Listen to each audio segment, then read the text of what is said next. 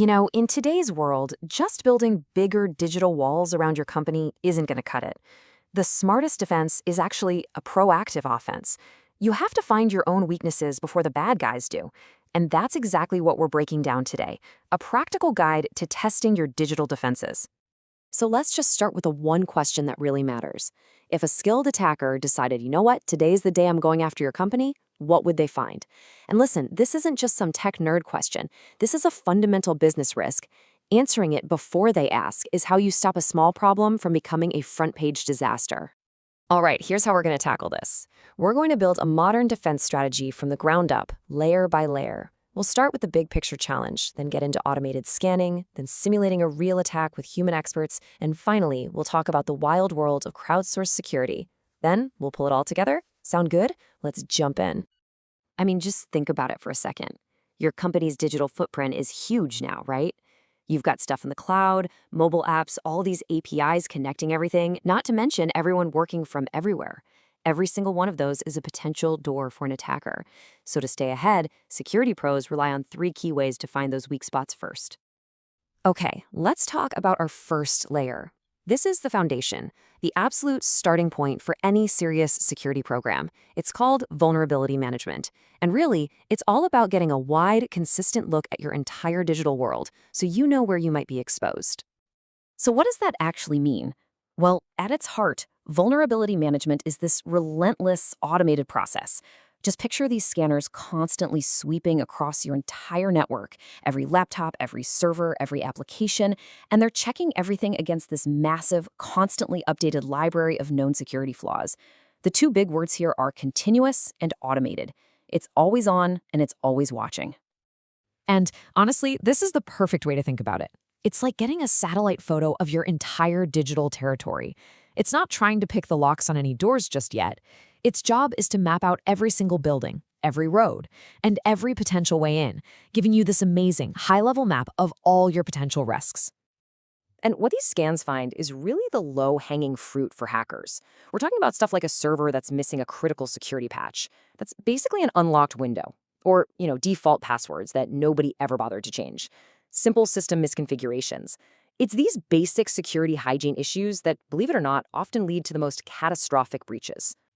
Okay, now we're moving up to the next layer. So with vulnerability management, we have our aerial map, right? We know where all the potentially unlocked windows are. Now with penetration testing, we're actually sending a specialist in on the ground to see if they can, in fact, open that window and climb right through.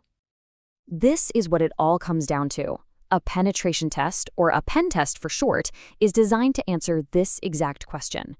It moves past finding a potential weakness and focuses on demonstrating the actual damage it could cause. It's not about what's there, it's about what a real attacker could do with it. The best way to think of a pen test is as a controlled, ethical hack. You literally hire human experts, people who are trained to think just like your worst enemies, and you give them permission to try and break your defenses. Their goal is to see just how far they can get, all within a safe, controlled environment. And this isn't just some random hacking. A professional pen test is incredibly methodical. It starts with reconnaissance, just like a real attacker would, scoping out the target. Then they scan for weaknesses. The really exciting part is exploitation, where they actually try to break in. If they succeed, the post-exploitation phase shows how deep they can burrow into your network. But honestly, the most valuable part is the final report, which is basically a detailed blueprint on exactly how to fix everything they found. And now, for our third and most dynamic layer, the bug bounty program. Okay, if a pen test is like hiring a master locksmith to come check all your doors and windows on a schedule, a bug bounty is like shouting out to every skilled locksmith on the planet, hey, there's a reward for the first person who can find a way into this building. It's a total game changer. Put simply, a bug bounty program is an open invitation to a global community of ethical hackers. You define the rules, you set the boundaries, and you offer cash rewards to anyone who can find a legitimate security flaw and tell you about it responsibly. It's an incredible pay-for-results model that taps into the creativity and diverse skills of thousands of people. This comparison just nails the difference in approach. The pen tester is your digital locksmith. They're structured, they're focused, they're working methodically through a checklist.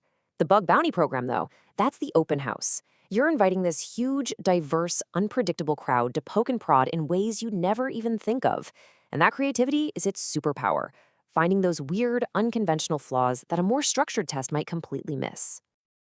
So we've got our 3 layers: automated scanning, focused expert testing, and the global bug hunt.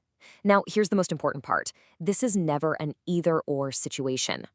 A truly resilient security program doesn't just pick one.